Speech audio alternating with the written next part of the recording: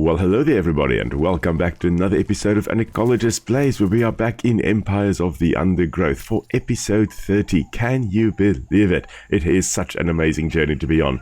Now we are back as the Matabele Ants, and we have just defended our nest against the sun spider, the colourful. So let's see whether we're also able to repel the other two titans that we face in this mission in Triage. Great stuff. Let's see here. Oh, the assassin bugs. We've got two naked ones. You know what? We can take them out. We can take them out, no problem. To raid this nest again for a change. How's it going here? Okay, we have very few dead ones. Just a few little workers here. And assassin bugs, we're coming for you. There we go. Oh, there we go. On medium difficulty, not too difficult, thankfully. Of course, if this were on anything more challenging than medium, I think I would have really seen my abdomen or my gaster at that point. Okay, let's head on. Let's raid. Okay, mostly workers coming out, and there come the first soldiers. Okay, guys, it is time to head home. We don't want a permanent slog over here. Okay, why are you fighting? Why are you running away? These silly things. Of course, ants will be ants. Some of them will not listen to me. And of course, as mentioned by the narrator, now there's a big entrance hole over here, which is a bit of a problem. And we do have a very, very nice raiding party over here. That is one of the advantages of, having a whole bunch of recuperating soldiers. I mean, look at this nice big army we do have now. Of course, they don't have a lot of health, those recuperating soldiers, but they are alive. They are contributing to the colony. And that's exactly why these guys will take back the injured soldiers, the ones at least that can still serve a purpose. They will take them back to their colony, and they will still contribute for the greater good, for the good of the colony. They will carry on and do their thing. It's not because they really care necessarily about other individuals in the colony. It is because they are not massive colonies. Every individual counts. So if you can still walk and you can still raid, then you are still of use for the colony. It is almost noon, and the termites go to ground. Further raids are unlikely to be fruitful. For now. Okay, the soldiers are also heading off. And I think, unfortunately, that was it. We're just going to gather here and just take on this massive Agama over here. So Agamas like this, like the reptiles, very, very well adapted to arid regions. They've got this, basically a waterproof skin here with their tough scales there. The scales also protects them against abrasions, running between thorny bushes and stuff like that. They need protection. And the harder scales will help with that. Alright, and it should be dead in a moment. There we go, okay, it is dead. Of course, our medics are coming in to clear up the mess of the dead soldiers here. I must say, the Matabele Ant missions, I love all the missions in this game, but these ones I think are my favorite. The mechanics of building up numbers, raiding the termite mounds, not over-raiding them, that's actually quite amazing. I do love that. That's one of the many, many things I love about this game. It's the Matabele Ant missions. They are challenging, yes, I'll give you that, but they are so much fun. And the fact that you've got medics that take some of your ants back to recuperate them, that is just amazing. The termites are ramping up their activities. The Matabele should seize this opportunity before the nocturnal predators are too numerous. Luckily, we have now cleared this Agama as well, and it is dead as well. Okay, great stuff. Medics, come over here. Soldiers, we are heading on. I have now split it into two groups so that they can, change course more easily. They don't take as long to move from one area to another. And here we go, another assassin bug. This time around, it is armored. Which is a challenge. A Matabele ant has fallen prey to an assassin bug. Oh. Using its rostrum like a hypodermic needle, it strikes forward, perforating its victim and injecting paralyzing saliva. The same apparatus is then used to suck out the liquefied innards. So, interesting. It seems that, okay, now I can see some of my dead ants on the backside here. And if you look carefully, you can see this one is larger than the other ones that were on the back there. That is Gertrude. I mean, she did not make it past the assassin bug, unfortunately. The assassin bug, of course, now, interestingly enough, seems hidden. So, good to know that when they have got ants on their back, they actually are hidden. You can't attack them. And that means that the approach the developers are going for is that this is an olfactory camouflage. It is a camouflage in terms of sense of smell. And a lot of ant-eating creatures, little invertebrates, some spiders, for example, some other bugs, some other beetles, things that actually live amongst the ants and eat them will mimic, and even some caterpillars will mimic the scent of the ants, so that the ants do not attack them. They go, well, Sally over here is looking a little bit stranger than usual, but you know what? I think this is still Sally. It's fine. She smells like Sally. Must be Sally.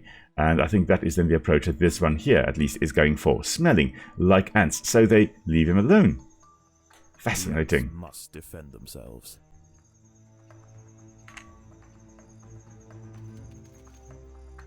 Okay, unfortunately, this was a pretty pointless raid.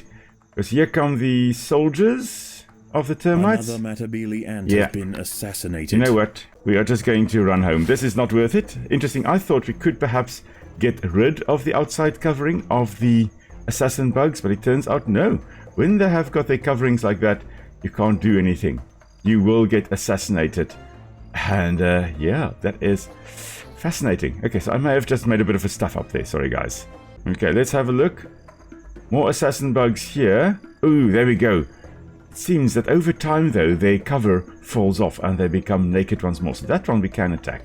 That one we can't attack because it has got ants on its back. Fascinating. This one also we can't attack. This one's also invulnerable, which means we technically can't attack anywhere at the moment without suffering heavy losses. So what we're going to do is we're going to just wait to see when this falls off. We are going to start attacking. There we go. Now's the time. Okay, now I think that one is going to be attacked and killed and maybe added to this assassin bug's backside. No, thankfully not. Okay. It's almost nighttime, which means that we are almost in danger. A few moments later. The gaping nest entrance is unlikely to go unnoticed for long. The Matabele should stand guard. There will be invaders tonight. Okay, so we are just running back again with food. And getting ready because here come the soldiers. So we're just running home, avoiding the soldiers. And then I think we are going to get ready with one group of soldiers outside because, oh, here it comes. And hello there, you beautiful, beautiful creature. Right, so this, of course, then is Ethmostigmus trigonopodus, the African Giant Centipede. And it is in the same family as the other very large centipedes, the Scolopendridae, that we also have. Like the Scolopendra I've got up there. So they are relatives of that, but it is not in the Scolopendra genus. Oh, centipedes are absolutely fascinating. So, of course, centipede means 100 foot because, well, it's like, if you look at them, it's like, oh, yeah, this thing must have 100 feet. But they will never have 50 pairs of legs, which is interesting. They will never have exactly 100 feet or 100 legs. The interesting thing is that centipedes will always have an odd number pair of legs. So technically, the forcipules in the front here would also be a set of legs. So these are modified legs that we've got in the front here that are acting like fangs. They are not true fangs. Fangs are mouth parts that are modified to inject venom. In this case, it's a first set of legs that's actually modified to inject venom. So all centipedes are venomous.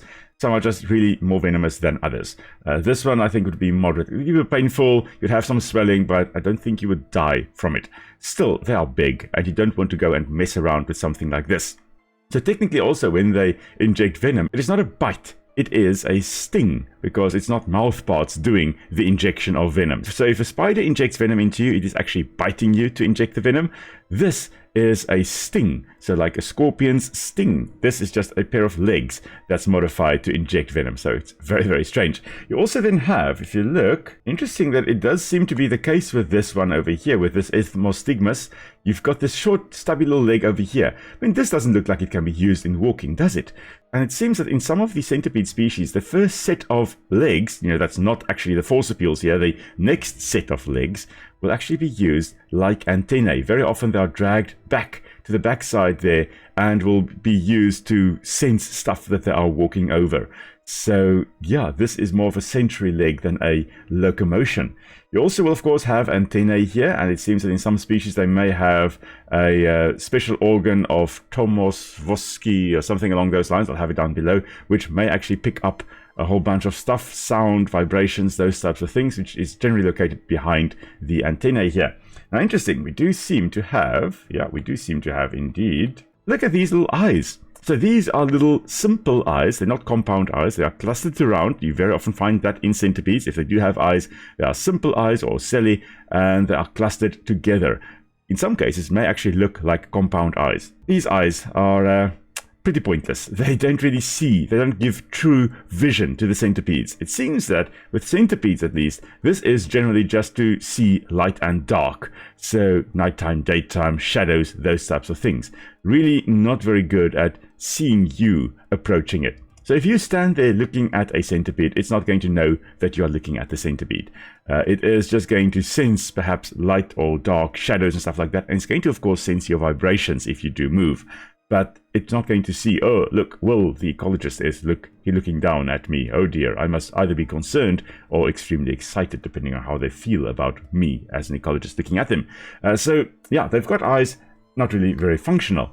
And then if we look back at the body of the centipede here, a whole bunch of segments. Centipedes will have at least 15 body segments, each with one pair of leg coming off it. Millipedes will have 2 pairs of legs per segment in the body.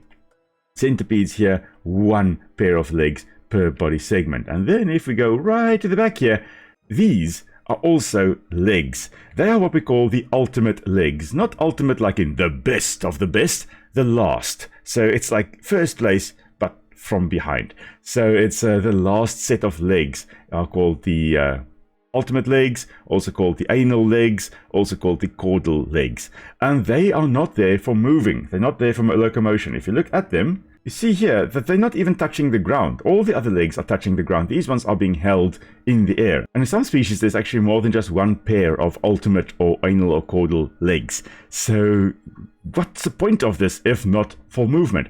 It seems that they can actually use this to pinch other individuals. So it may be used as defense. It may be used to grasp other centipedes. It may be used in courtship displays. So a variety of uses. And some also that are more tree dwelling will actually use this to grasp onto trees. So not used to walk over the trees, but actually to pinch onto the branches, to wrap around the branches so they can hang upside down and eat prey or catch prey or do something. So it's got a whole bunch of other functions than moving on the ground. But yeah, this is Ethmostigmus trigonopodus. And it's going to be very interesting to see whether we actually manage to defend ourselves against it.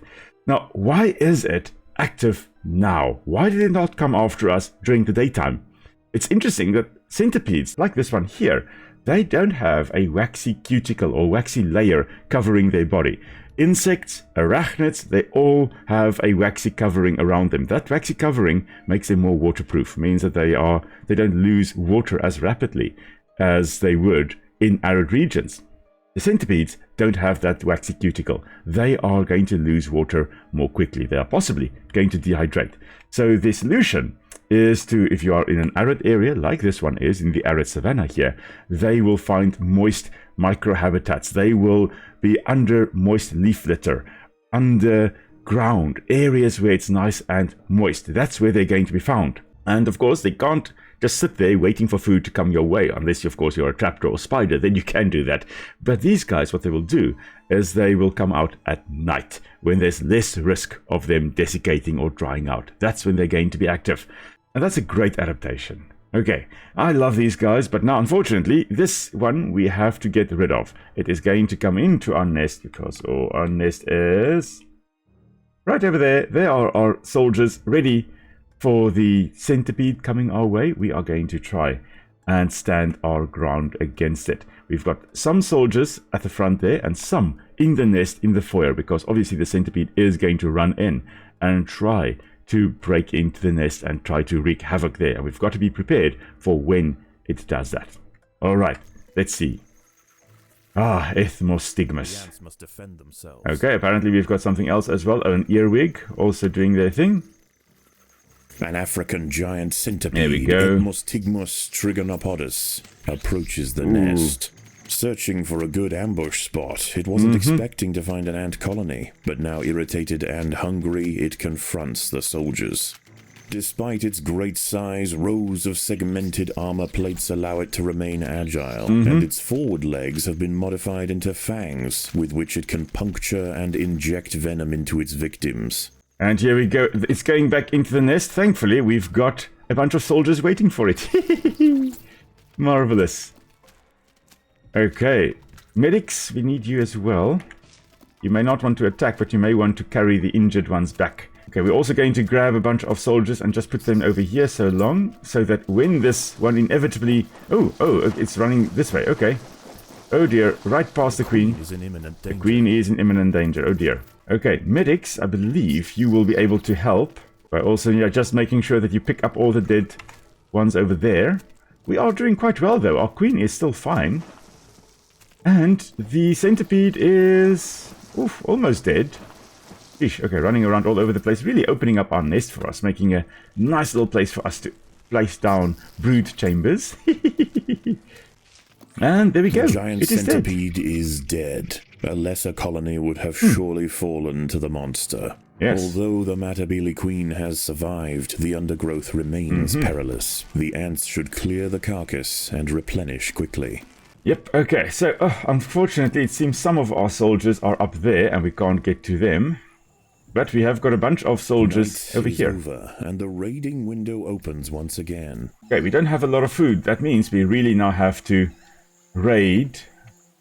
Okay, you know what? We can raid this top colony. This is an assassin bug. However, it is a naked one. It is vulnerable. It doesn't have any olfactory or smell protection against us. We will sense that it is an assassin bug and attack it. I love assassin bugs. I've watched assassin bugs very often ambushing bees and things like that. Very often by perching on flowers and then just waiting for the bees to visit the flowers and then killing them when they approach the flowers. I've never, however, seen one. It sounds like I'm playing a game of never have I ever, but never have I ever seen an assassin bug that actually has the corpses of its victims on its back. Unfortunately, I'm raiding in the wrong spot. I should have been raiding over here. Because here come the soldiers. You know what, I think we are going to just... no, we are going to go home. That was a horrible raid and I got confused with the controls, so yeah. Okay, let's try that again, shall we? This time around, we're heading in this direction. This is a much more fun colony to raid because I can get my soldiers over here, have them in place, and then run in to grab a whole bunch of workers. And by the time the soldiers of this colony come down from over here, I can just retreat back along this road. I must remember, when I raid this colony again, I really mustn't raid it up here. I must ambush the workers over here, where they are more vulnerable. I can then quickly run back with the food that I have obtained. Here come the soldiers once more. Just grab and run, boys. Grab and run. Or girls, actually. Ladies, grab and run. Grab and run. Oh, okay, now you cornered. Oh, that sucks. That sucks. Okay, I'm going to lose one. That is alright. That is an acceptable loss. It was in any case one that had been revived previously, so yeah. And now the sunlight comes out again and the termites are no longer active because of their vulnerable skin. So although they are more resistant to water loss, they're not resistant to the sun. They will suffer a bit of heat stroke. As a result, they tend to avoid the sun. Oh my word, we've got a lot of ants. 72 ants. Oh, that is marvelous. That is absolutely marvelous. Okay, let's go kill this Agama over here. It's a big one. And here comes another one, a smaller one. Brightly colored. Very often males in the Agamas are more brightly colored than the females. They're trying to attract the attention of the females. And yeah, I'll show you a photo of that. There's a male, there's a female. The males are brightly colored. I mean, being brightly colored also shows that you are genetically very, very fit, because despite you standing out like a sore thumb, you are still alive, which means that obviously you've got good genetics, you're good at escaping predators, so the females want your genes. I mean, some lizards, like the flat lizards over here, they really take it to the extreme, and they're brightly colored, standing out against the dull background, trying to show that, listen, despite me being so brightly colored, nothing has been able to catch and eat me, so you want me as the father of your offspring. Lots of Agamas coming out, and we're just annihilating them as they come out. Unfortunately, we are losing a bunch of soldiers as well, and these ones, unfortunately, they're in a place where the medics can't get to them. They're going to die. Really sad, but that is the way the anthill crumbles. Yeah, there really is nothing at the top here. We have killed everything around. Except this tiger beetle. I know I'm just messing around at the moment, but what else can I do? I mean, I can technically go into a termite mound and try and raid the termites there, but there's no way I'm going to survive that onslaught. And the other thing I can do is actually bring my soldiers over here and just dig out this last bit of food that is over here. The sun has almost set. There we go. The sand has cooled, and the termites resume their harvest. Okay, so now we will be able to, soon at least, grab a bunch more termites. Let's just see, where are the assassin bugs? There's one over there. Oh, that one is well armored. We're not going to go there. That's the only one I can see at the moment. Oh, and there's another one over there. Okay, so there are 2 now. And that means we're going to bring out our soldiers. Is there another one here? There's something that is spawning over here. It is another assassin bug, and it is also an armored one. Okay, we have to wait for them to no longer have their backsides covered with ants. Oh, there's another one crawling out. Ooh. So interesting, with these assassin bugs, they tend to move infrequently. They are constantly moving. So technically, there we go. So they're moving and then they're stopping. And then they're moving and they will be stopping. This is to also break up the idea that this is in fact an insect moving around. It is to sell that camouflage, that corpse camouflage that they are using. That is actually something that's not edible. It's not an insect walking around. Okay, so that's the idea with walking and stopping, walking and stopping. It's similar to what a chameleon also does. It's trying to not draw attention to itself. Now we have to wait for these guys to have the ants drop off their backs so that we can actually do a raid. Because at the moment we can't do a raid, and we have a big thing approaching this evening. We are kind of screwed at the moment. Now let's just stick to this area over here, because as soon as that one's last ant falls off, or last 2 ants fall off, we will be attacking them. This one is naked, we are going to take it out. That one is also naked, let's take it out. And then let's go raid the termites. One last raid before the scorpion comes. Darkness looms, and the savanna arthropods emerge to hunt. There is but one the Matabele have yet to face, the greatest amongst their number. It comes tonight. Okay, so there we go. We have done our last raid, and we lost very few individuals. I think we lost 2 individuals. Yeah, those are acceptable losses. Now, we have to get ready for the big old scorpion coming our way. So we're going to again have one group of soldiers inside the nest, ready for when the scorpion breaks through, and one group that will be attacking this scorpion just, maybe not way over there, but just over here. And here comes the scorpion. Of course, scorpions glow under UV light, so that is possibly so that they can realize when they are visible, because even in the moonlight there is some UV light shining down on them, and then they will be detecting that, oh goodness, I'm out in the open. But as mentioned previously, this is a mildly venomous, but not really that dangerous scorpion. The adults in particular, like this one over here, not that aggressive, not often using their stinger. They prefer not to. The juveniles, however, they're a little bit stinger happy, and they will sting a little bit more often. Unfortunately, as mentioned, these guys also heavily poached and traded internationally, because they apparently make quite good pets. So I would not keep one as a pet though. I mean, yeah, they're cool, really, really cool, and they are awesome creatures, but I would not keep them as pets. I like seeing my scorpions, outside in nature. But yeah, look at this, nice big pincers, strong pincers they can use to subdue prey and then sting it, especially the larger creatures that they can't actually kill with the pincers and crush to death. They can sting and envenomate them and actually then kill them that way. This last section, this last segment of the tail is called the telson. And then that is, of course, the stinger. So often we just call this entire thing the stinger, but it is in fact the telson, whereas that last bit over there, that is the actual stinger. The venom gland is also in this section over here. The thicker the tail, the more powerful the tail is, and also the larger this section is, the more venom is actually stored in there. Generally a good rule of thumb to see whether a scorpion is highly venomous, like a thick-tailed one with thin little pincers, or mildly venomous like this one over here with a thick pincers over here and the thinner tail at the backside there. So compare this, for example, with the sawback scorpion, the alligator sawback scorpion, the Hottentotta that we also encountered in the game here in these levels. Yeah, much bigger pincers over here in the emperor scorpion than in the sawback scorpion, and much thinner tail over here relative to the body in the emperor scorpion here compared to the sawback scorpion. Nonetheless, this species does love feeding on ants and termites, especially termites, so we will definitely have them, I believe, as a challenge creature in the termite levels. For now, however, yeah, we are going to have to face down the adult over here. So let's take it on. Hello guys, your challenger has arrived. It is here. Pandinus Imperator, the Emperor Scorpion.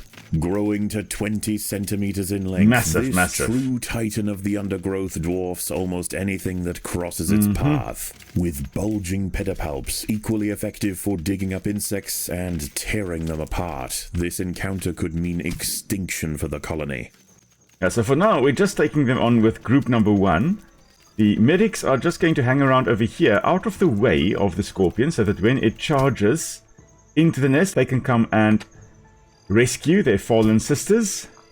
Of course, we do have group number 2 ready to take on the scorpion when the time comes, when it charges into the nest. For now, though, we're just trying to whittle down its health. Okay, there we go. It's going into the nest, and it is, in fact, in the nest. Group 3, you guys can hang around over there, I think. Bringing in your fallen sisters, trying to rescue them, resuscitate them. I actually could have built 1 or 2 more soldiers, but I think we may be alright here. Okay, there we go. A whole bunch unfortunately killed there. You see, that's why we did need a bunch more food so that we can actually recuperate here. And it is, of course, being swarmed. It's got a very thick exoskeleton, quite well armored. However, numbers matter. And our ants are swarming it and stinging it and biting it, trying to get in between its armor plates. Unfortunately, it is now, of course, at our queen here. Our queen, however, she's doing alright. The queen is in imminent danger. For now, at least she's doing alright. And I think we should be able to do this relatively easy. Let's just bring our medics in. They're not going to fight, they are just going to okay, why are you recovering a worker? But that's alright. And there we go. Even as wave after wave of soldiers were crushed, the Matabele would not relent. The fiercest raiders mounted the beast, whilst maimed defenders sliced at its joints. Finally, the Emperor Scorpion fell. Having bested the 3 titans, the message to the savanna arthropods is clear. Confronting the Matabele in their home will only end one way. And also, I mean, we survived the assassin bugs. And interesting that now, when we head into the next mission, next time, we understand the mechanics of those assassin bugs, so we can avoid them when they have got their ant armor, their corpse camouflage equipped. Alright, but that is where we are going to call it a day, everybody. So thank you very much for joining me on our little adventure here. Hope you enjoyed it. For me, it was a lot of fun. We'll be back again as the Matabele Ants, driving back the driver ants in the next mission. We'll be back with that next time. So until then, everybody, stay safe. We'll see you all soon. Bye.